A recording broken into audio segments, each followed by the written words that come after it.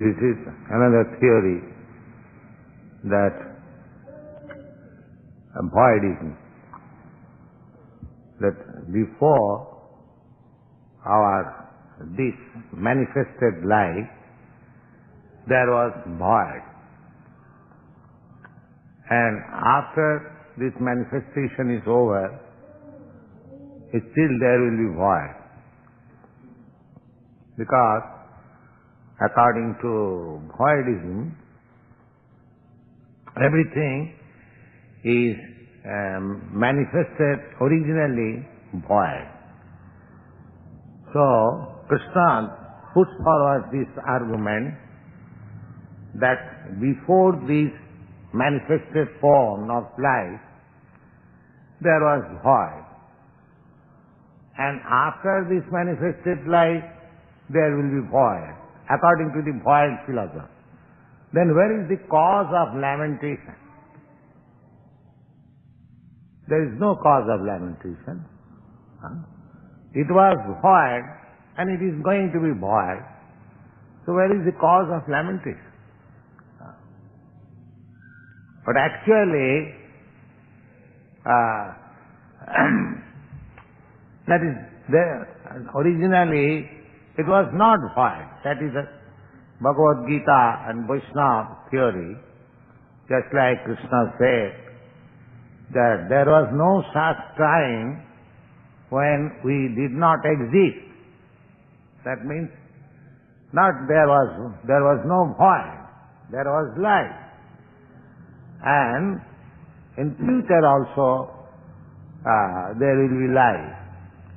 But accepting the theory of voidism, this manifested body is combination of matter. Originally, void means the matter, elementary matters were not combined. Just like here is an open land. Now, if you combine some bricks and stones and wood, it will appear a big skyscraper building. And if you dismantle, then again it becomes a vacant land. Similarly, in the beginning it was vacant land, and after finishing this body it will be vacant land. So where is the cause of lamentation? For argument's sake, Krishna is putting this reason. Yes, go on. Some look on the soul as amazing, some describe him as amazing, and some hear of him as amazing, while others, even after hearing about him, cannot understand him at all. Here, about the soul, the general people, it is amazing. Still, in the modern society, which is so proud of scientific advancement, so far soul is concerned, it is amazement. Nobody understands. Still. And those who are hearing about the existence of soul, some of us also in amazement. This is a mysterious thing. And even after hearing, just like some students, there are many students, they are reading Bhagavad Gita, which confirms from the very beginning the existence of soul, but still Bhagavad Gita they are reading daily, they cannot understand what is soul. Amazement. So, about the soul and about God, the Supreme Soul, this is the problem of the material world. The ЩrīmadBhāgavatam says, Naishāṅamatiස්සāvadurukramāṅghriṃ Prishatta anartha pagamo jadatya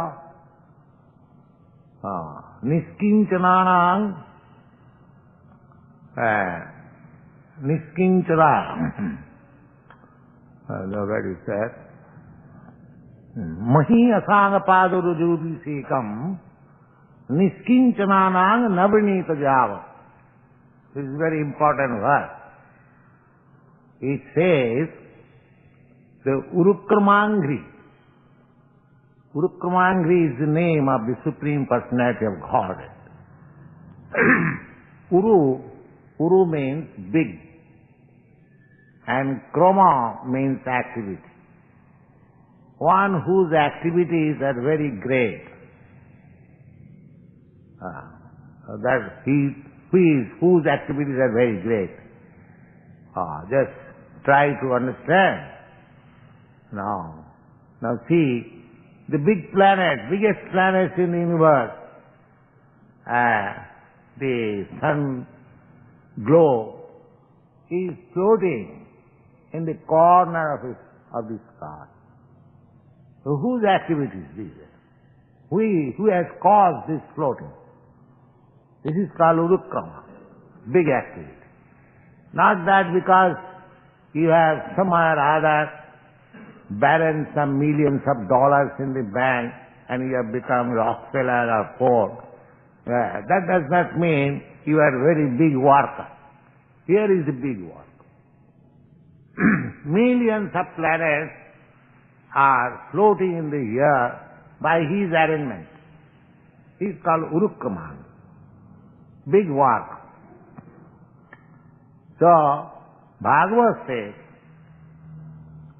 Naishanamatistavat Urukramangri.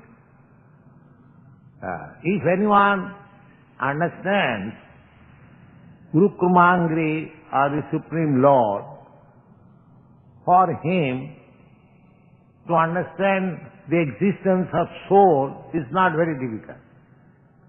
Just like one who has seen the sun glow, for him to understand what is sunshine is not very difficult.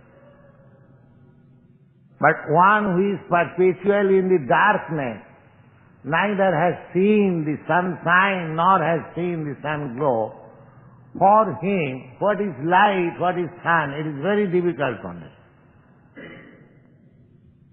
So Urukramangri, the Supreme Personality of Godhead, cannot be understood.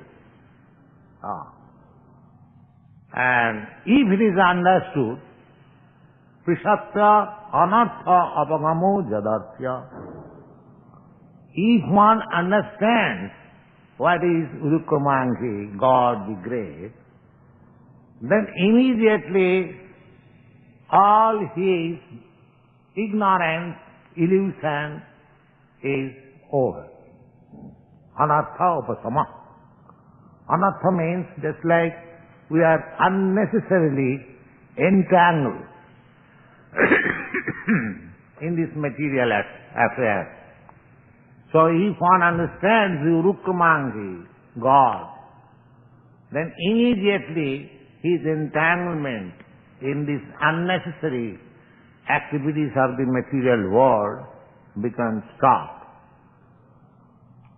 But how it is possible? Mahiyasang padurajubhisekam niskincananang navrinita java. Mahiyasang niskincananang. Niskinchan means a great personality who has become completely freed from all material consciousness. He is called Mahiyasang. He is also great, the great soul.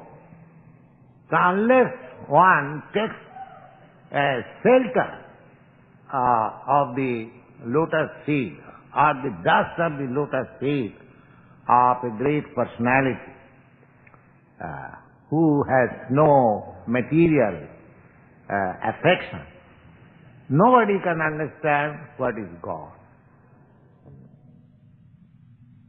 Naishanamatistavadurukramandring Prishattanathopagamojada. As soon as one understands the spirit soul and the supreme soul, that can be understood only when one is taking shelter of a great personality freed from material contamination. This is the version of ЩrīmadBhāgavatam. Otherwise, it is amazement. To understand about soul is amazement. To understand about God is amazement. So Vedic injunction is therefore that if you are at all serious to understand Tad-vijñānam, that science, transcendental science, Tad-vijñānam arthe sa gurumeva udathet, the Veda says, then you must find out a bona fide spiritual master. Tad-vijñānāर्थam, if you are seriously interested. Go on. 30. O descendants of Bharata, he who dwells in the body is eternal and can never be slain. Therefore you need not grieve for any creature. Now, after putting forward all definitions and arguments from different angles of vision of different philosophers, theses, now Krishna concludes, my dear Arjuna, take it for certain that the soul within is eternal. So, because we are in Krishna consciousness, even if we do not understand what is the constitutional position of the soul, yet, because Krishna says, we should accept it. This is called parampara. Evam parampara papam. Disciplic succession. What does he say? Yes, the same verse, repeat. 30. O descendants of Bharata, he who dwells in the body. He who dwells in the body. He began this instruction that Deha Dehi, the body and the proprietor of the body are the resident of the body. Just like this hall, and we are a resident of this hall. We are different. We are not this hall. This lecture room, we are within this lecture room. That does not mean that we are, or I am, or you are this lecture room. Similarly, the soul dwells in this body. The body is changing, but the soul is not changing. That was the beginning of conversation with Arjuna after he is surrendering unto Krishna as disciple. And again he concludes in that way, that this, take it from me, because you have accepted me as your spiritual master. This is the significance. If you accept somebody as spiritual master, you have to accept whatever he says. Otherwise there is no need. But if you cannot understand, you can inquire sincerely, that is not birth, but you have to accept. So, Krishna says, conclusion, what is that? That within this body, what is that? He who dwells in the body is eternal. He who dwells within this body is eternal. Is that? And can never be slain. And can never be slain.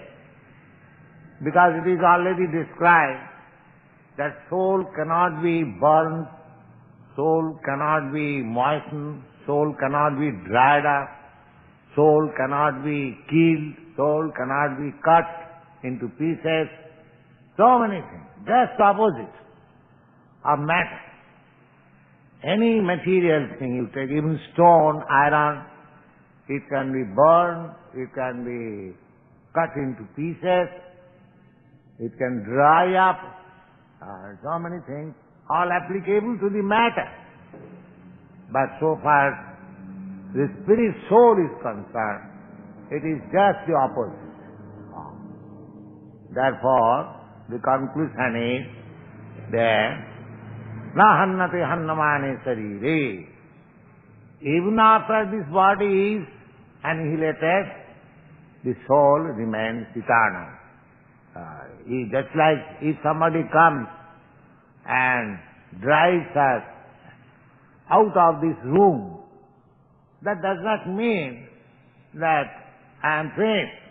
I shall go and take shelter of another room.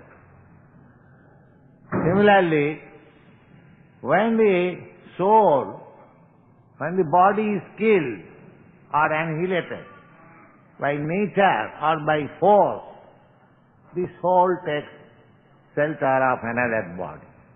That is the conclusion. Wow. 31. Considering your specific duty as a Kshatriya, you should know that there is no better engagement for you than fighting on religious principles. And so there is no need for hesitation. So, yes, fighting is a matter of duty. That is the Kshatriya spirit. Fighting is not killing, because people have no idea what is the soul. Therefore, they think that stopping war will help us in a peaceful condition of the society. There are so many troubles. So long this body is there, war is one of the items. Even war is stopped, there is no question that people will live forever. No. That is not the law of nature. Dukkhalayam asasata. This life. The problem is how to stop our contact with this material body. That is the problem. Not that these general people, they are thinking, if there is no war, then you shall be very happy. How you will stop your war with Maya? Maya has declared war with you, or you have declared war with Maya. Devidhi sekanamayi mama maya durastaya. The Maya, the material nature is enforcing. Why you are closing this door? Oh, because it is very cold outside. And who is forcing? Immediately there will be cold, immediately there will be fog, immediately there will be excessive heat, immediately there may be earthquake. How you can stop it? So, they simply think, just like innocent child, they are concerned with the immediate problem. But a sane man is concerned with the ultimate problem. So our ultimate problem is not this war. The ultimate problem is repetition of birth and death. That is the ultimate problem. How to stop this? That is the problem. So Krishna says that this is useless lamentation, that you do not wish to fight. It is a concluded fact that even your grandfather or relatives die, they will continue as so. You have to execute your duty. You cannot deviate from your duty. All parts happy are the Kshatriyas to whom such fighting opportunities come unsought, opening for them the doors of the heavenly planet. 33. Now, why the Kshatriyas? It is said in the Shastra, if a Kshatriya dies in the fight, then he is promoted to the heavenly kingdom to take birth, because he is fighting for the right cause. So he is promoted. As in this world also, if you fight for some right cause, you are rewarded. Even after your death, your memory is commemorated. Just like in your country, so many brave soldiers, leaders, they have died. But you have honored them by keeping their statues, because they fought and died for right cause. Whatever we think, right or wrong. So, the Kshatriyas, this is the Vedic injunction, who dies for the right cause, he is promoted to the heavenly planet. Now Krishna says, now it is a great opportunity for you. Suppose either you or your grandfather, the opposite party, die in this fight. So your promotion to heavenly planet is sure. And if you gain, then you get the kingdom. Both ways, it is profitable for you. Go on. If, however, you do not fight this religious war, then you will certainly incur sins when neglecting your duties, and thus lose your reputation as a fighter. On the other hand, if you don't fight, then you are known as a great warrior, a great soldier. If you go away, people will say against your reputation, oh, Arjuna has become a coward. He has fled away from the fight. So it is better to die than to have bad reputation. That is another argument. Yes. People will always speak of your infamy, and for one who has been dishonored, for one who has been honored, dishonor is worse than death. Now, you are so much honored as Arjuna, the great fighter, Dhananjaya, and if you leave, you go away from this fighting and leave, and people will say, oh, Arjuna has become coward. He did not fight. Then what is the use of your living in such a way? Better die. Fight and die. That is good for you. Yes. The great general, but highly esteemed your name and fame, will think that you have left the battlefield out of fear only, and thus they will consider you a coward. 36. Your enemies will... A Kshatriya, it is the custom of the Kshatriya, if they are wounded on the backside, he is considered a coward. But if he is wounded on the chest, he is accepted as real Kshatriya. That means he has fought face to face. That is the injunction of military art in Vedic injunction. Your enemies will describe you in many unkind words and scorn your ability. What could be more painful for you? 37. O son of Kunti, either you will be killed on the battlefield and attain the heavenly planets, or you will conquer and enjoy the earthly kingdom. Therefore, get up and fight with determination. 38. Do thou fight for the sake of fighting, without considering happiness or distress, loss or gain. Now, this is duty. One has to execute duty without any consideration of loss and gain. That is duty, observing duty. Let's see. You are Kshatriya, there is necessity of this fighting. So you should not consider whether you are gaining or losing. It is your duty to fight. Go on. And by so doing, you shall never incur sin. Yes. If you execute your duty nicely, there is no question of sin. To execute duty is piety. Yes. Lord Krishna now directly says that Arjuna should fight for the sake of fighting, because Krishna desires the battle. There is no consideration of happiness or distress, profit or gain. This is Krishna consciousness. Krishna says, actually this happened.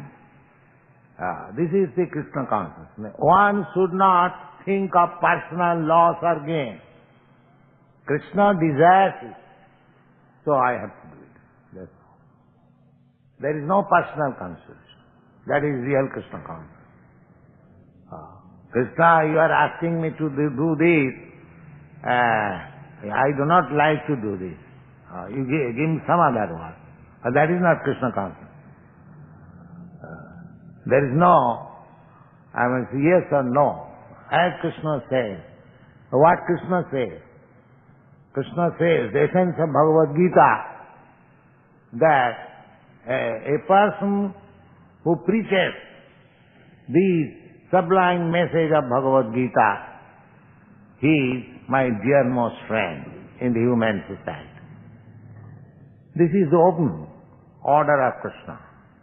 Lord Chaitanya says, Amar Ajnay Guru Haiya Taro Sadbodis. Jare Dakho Tare Kaho Krishna Apodis. Take my order, and you become a spiritual master. How?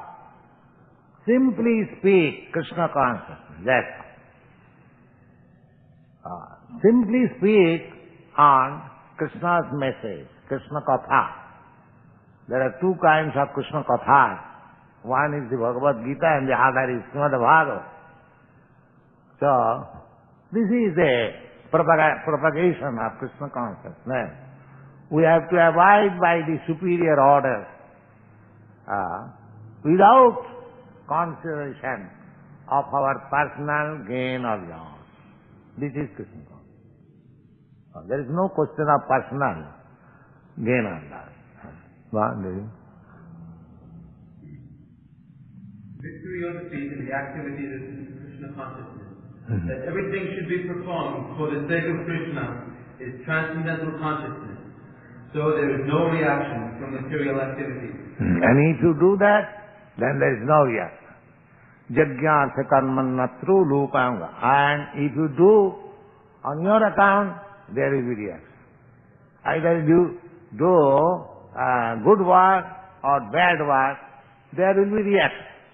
If you do good work, you will get good result, and if you do bad work, you will get bad result. That's all. But within this material world, suppose if you do pious activities, so what is the result of pious activities? According to Shastra, the effect of pious activity is that you can get birth in a very respectable aristocratic family.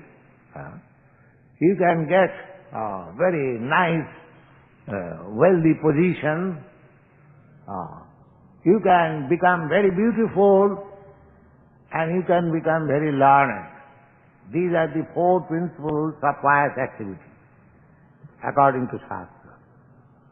And if you do just the opposite, you take your birth in abominable family or in lower degraded animal species of life, no education, no beauty, no knowledge. There are so many things. So if you have to believe Shastra, these are the effects of bad and good work. Now,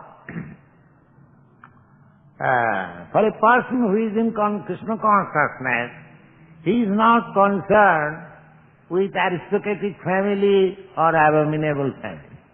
He wants to stop birth. So suppose one gets birth in aristocratic family or very nice family, what is the gain there? You have to live 10 months within the womb of your mother in suffocated condition. Either you take your birth in aristocratic family or in abominable family, either in human mother's womb or animal mother's womb. That does not make any difference. So, Krishna conscious person is neither interested in pious activities or impious activities. But one who is in Krishna consciousness, all activities are pious, transcendental, automatically. He hasn't got to try separately just Shasti Bhakti Bhagavata Kinchana, anyone. Take for example, non-violence. Non-violence is good quality. Now here you see Krishna and Arjuna. Arjuna is a devotee of Krishna.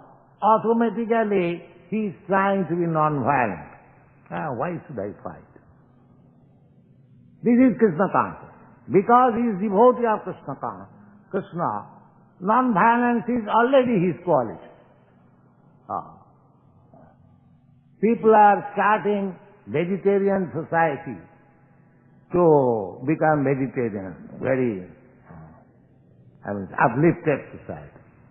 But the persons who are in Krishna consciousness, they are already vegetarian.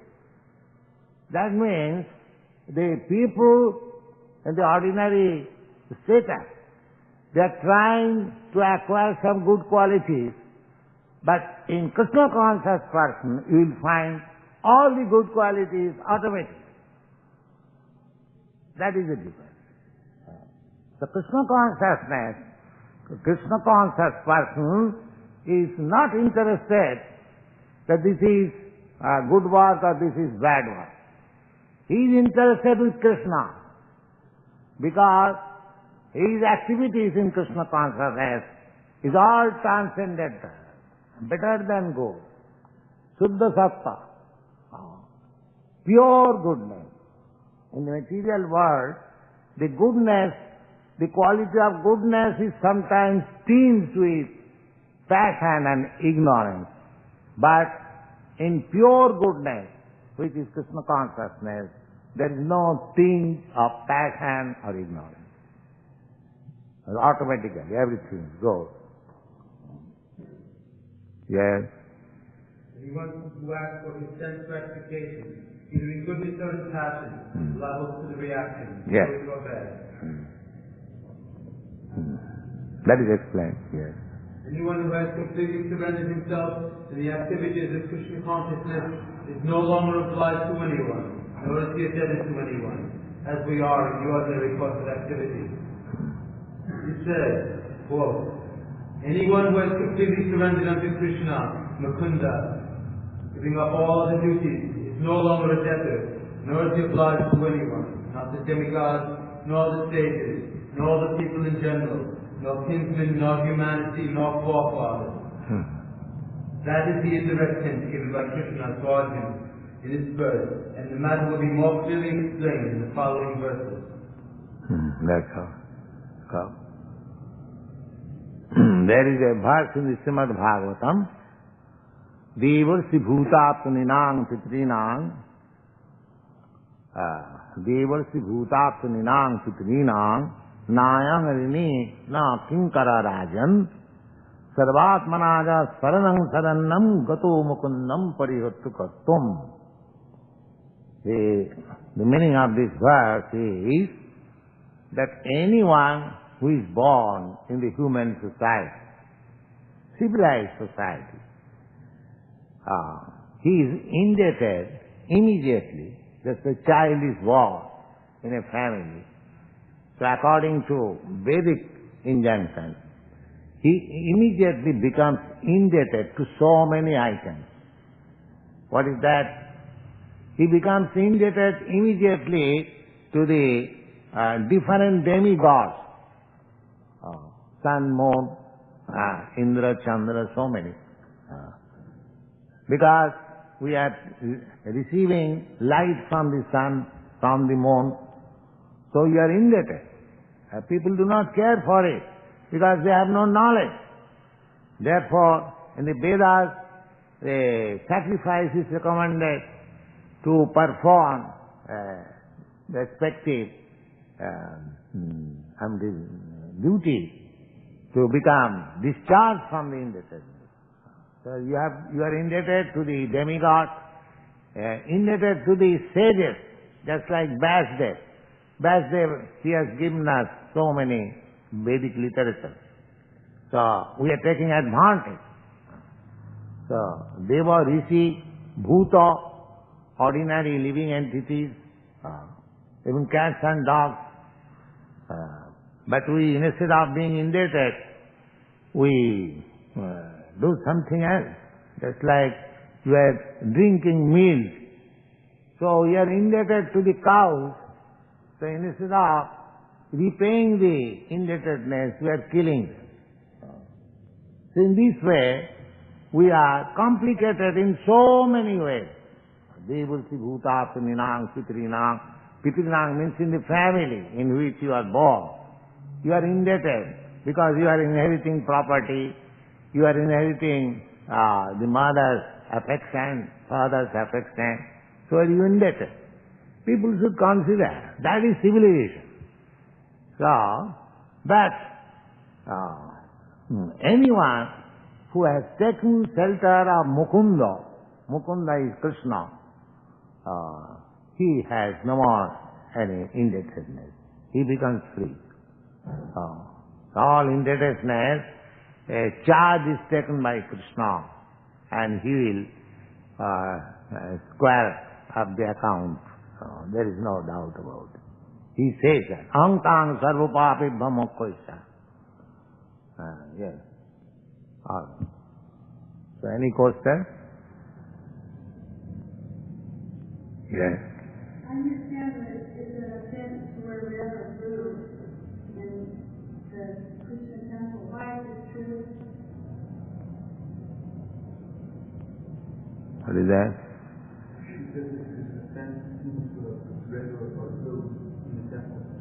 Blue? I don't know. Why is it offense to wear red or blue clothing?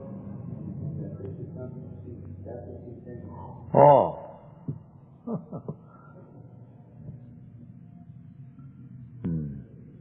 Because it is red and blue. Is that all right?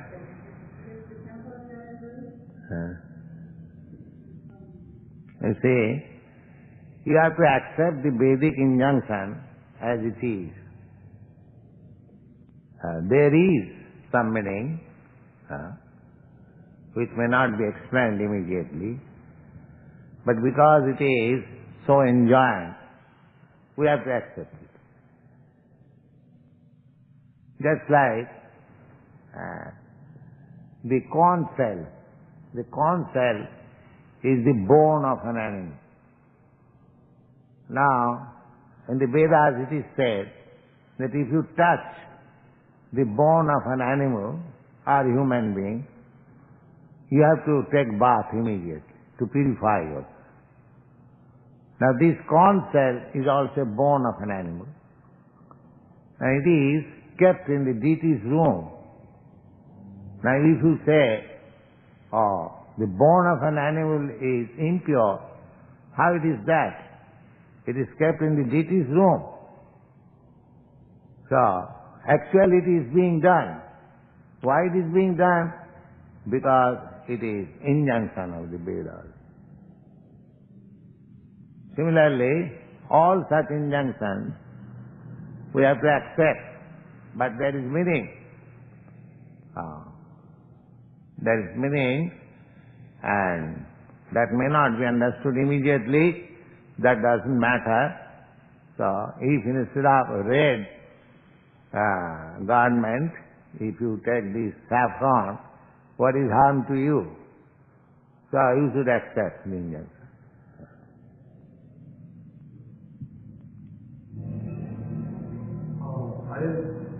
I'm yet not so clear to understand why it is so important to Arjuna, or to that Krishna should say to Arjuna that it is so important to reputation.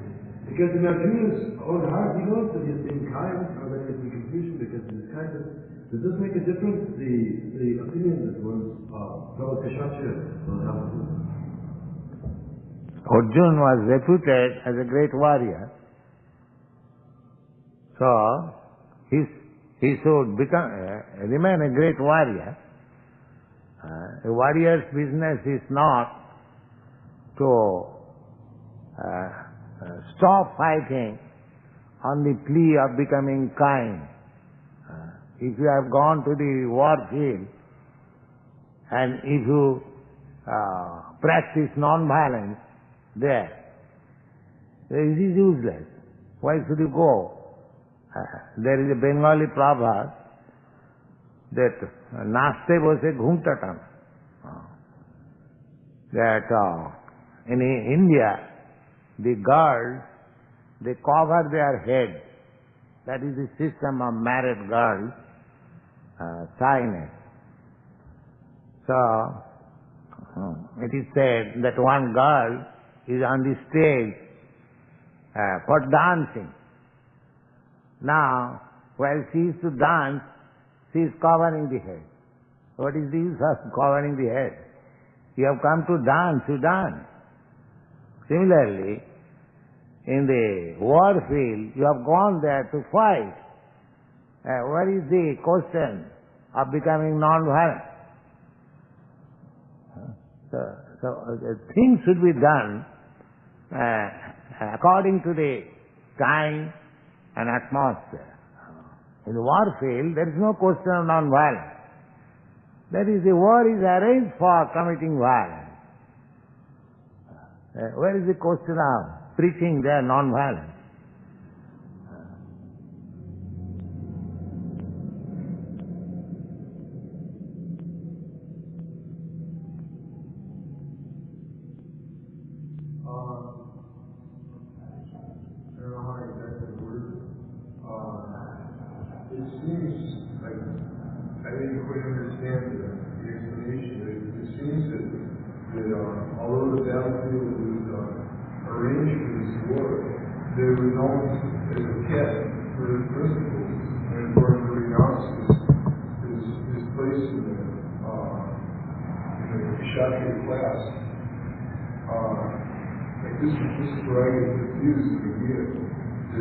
It seems like this is a very noble thing for him to renounce his place in the caste. I'm unclear there. Renounce what? To renounce his place as a warrior and to go off into the woods and be an immigrant or whatever he wanted to do. Who said? So that is his cowardice. That is being condemned by Krishna. That it is not your business to give up fighting and go away from the war field and go to the forest for meditation. It is not your business. How does that work different from other works?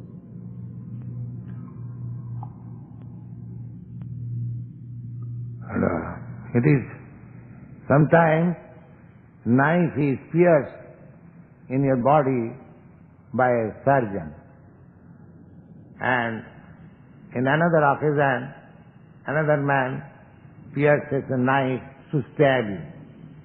Do you think both knife piercing is the same? Similarly.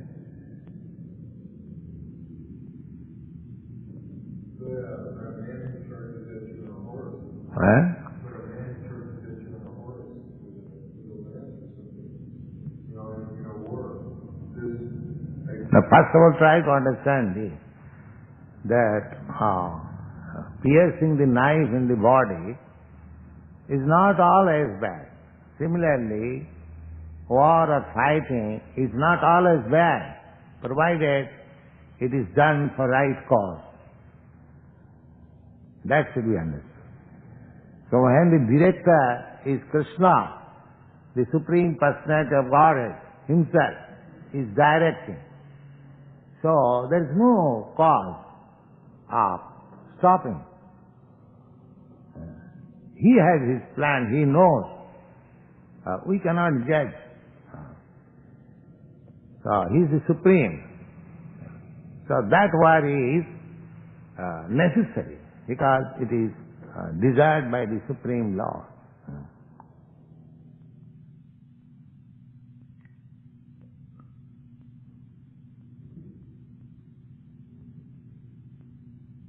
To maintain the laws of the world, as to maintain the laws and order of a state, there is violence department, the police department, the military department. Why? The government can stop it. This is unnecessary expenditure. No. There is necessity for maintenance of the state. Similarly, war is sometimes necessary for maintenance of the order of the world. But people have misused, that is a different thing. But here, in this battlefield of Kurukshetra, there is no question of misuse, because it is under the direction of the Supreme Personality of Godhead. There is no such question of misusing. War is necessary, but that does not mean it should be misused. There are so many instances. Just like sex life is necessary for generating, for progeny, but that is being misused for self-gratification. That is another thing. In Bhagavad Gita, it is said the sex life in religious principle. The religious principle means, according to Vedic injunction, putra te kriyate bharya, putra pinda prayojanam. There is necessity of a bona fide son in the family. And to beget a bona fide son, there is necessity of accepting wife. So, acceptance of such wife and sex life in that connection is not abominable. But to keep some friend and enjoy sex life for sense gratification, that is abominable. But the function is the same. Somebody may say, why, this is also sex life, that is also sex life. But there is much difference. Similarly, apparently a thing may appear to be the same, but it has got great significance.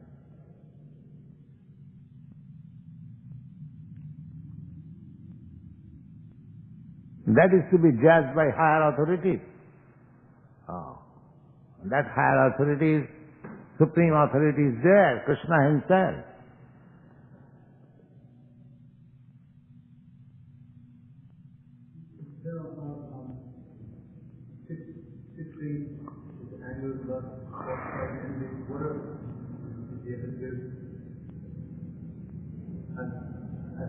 Illusion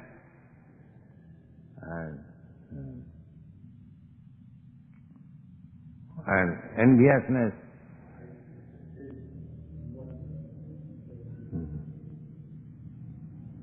Kam, krodh, lust, anger, lust is also. Kam, krodh, lobh, moho, matsarya, modo. Modo means illusion. Matsarya. First thing is kam, lust.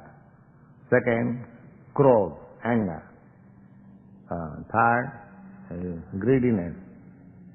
Kam, krodh, lobh, moho, illusion. Modo, madness. Kam, krodh, lobh, moho, modo. Matsarya, enviousness. These are six.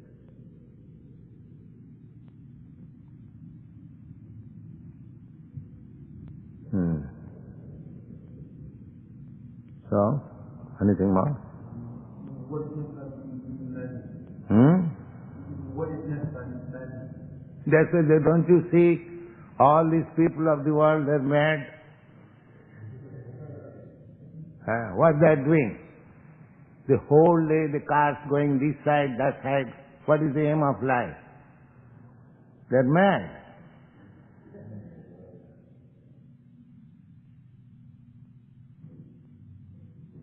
Simply wasting petroleum, that's all. What they're doing. Suppose a cat and dog goes this side and that side, go, go, go, go, go, go, and he goes some motor car. What is the difference? There is no difference. Because the aim of the life is the same.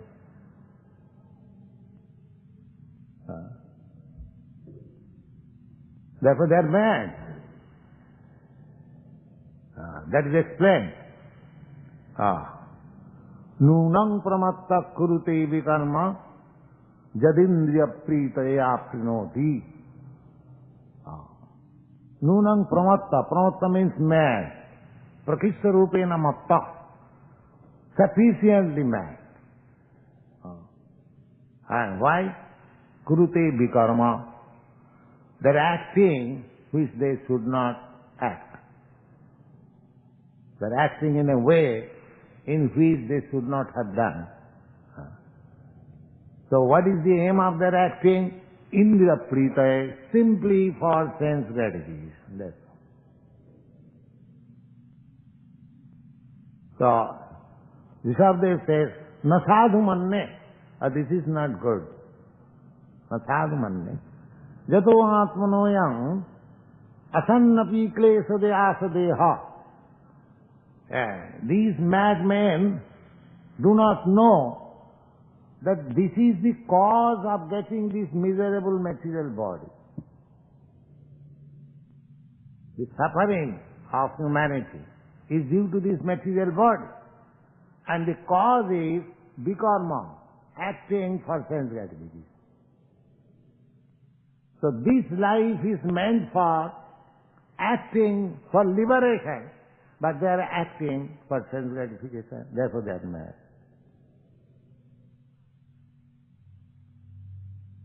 They do not know the aim of life. Life after life they are working. The cat's life, the dog's life, the horse's life, the man's life, or even demigod's life, simply for sense gratification. And so long he will continue these activities of sense gratification, he will have to accept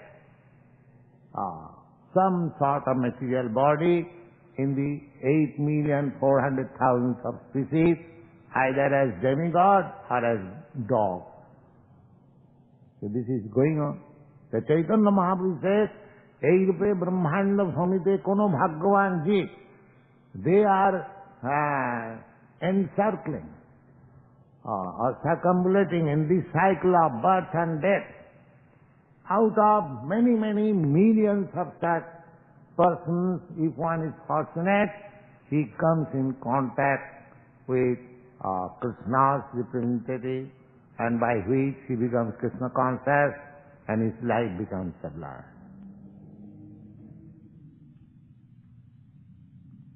So this is madness, simply for sense gratification. They have no other business. This is madness.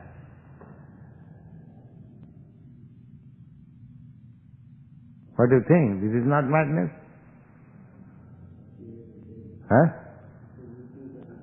Yes.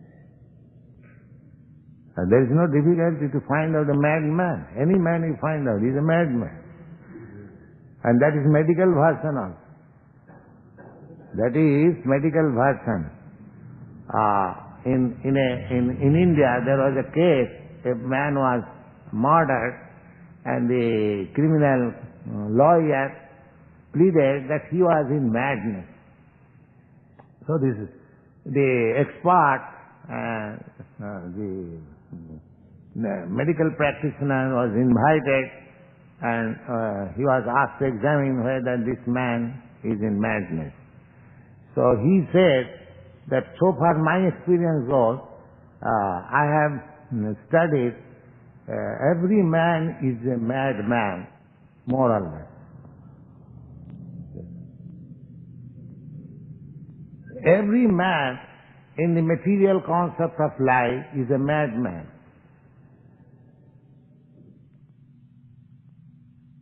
Because he does not know his identification. Therefore he is a madman.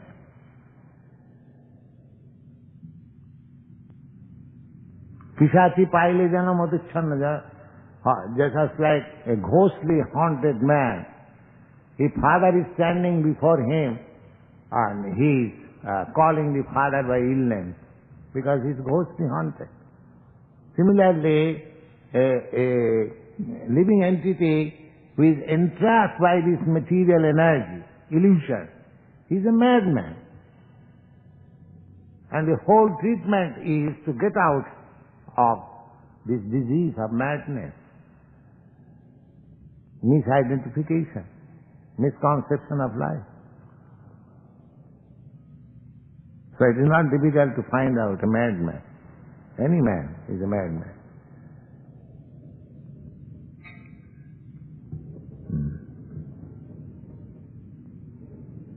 Yes. Prabhupada, what is the position of Lord Shiva? Lord Shiva is a demigod, but he is higher than all other demigods. He is higher than Lord Brahma, but he is not the Supreme Lord. Just like there are different gradations, that is not difficult to understand. In society also, there are different gradations. Similarly, the living entities, there are different gradations. So, all the living entities, some of them are situated in higher planets, some of them are situated in lower planets, some of them are situated in high-grade light, low-grade light. So, the demigods are also, they are living entities, but they are enjoying better standard of life due to their acts of piety. But Lord Shiva is not amongst the living entities. He is above the living entities. But he is counted as one of the demigods. But his position is better than Lord Brahma.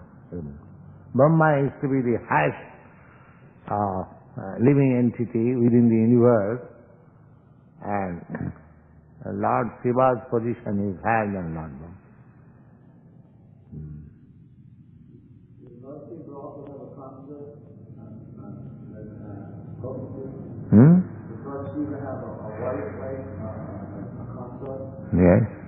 Parvati. Yes. Sati.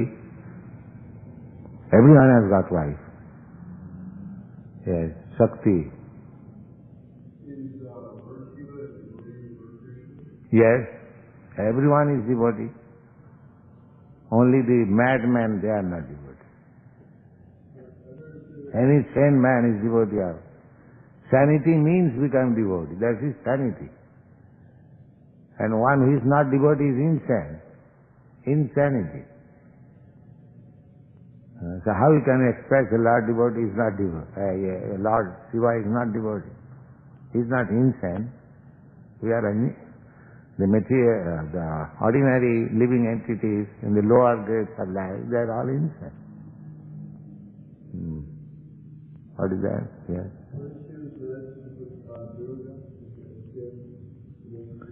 Yes, Durga is the material energy. So Lord Shiva is directly connected with the material energy. Therefore, he is less than Lord Vishnu. Vishnu is not directly related with the material energy. The example is given in the Brahma Samhita. Just like milk, as soon as in touch with something sour, it becomes yogurt. The yogurt is milk, but it is not milk also.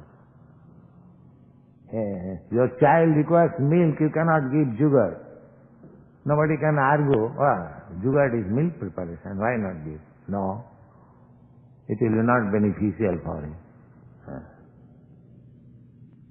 So similarly, if you want release from this material world, you have to take to Vishnu, no other demigod.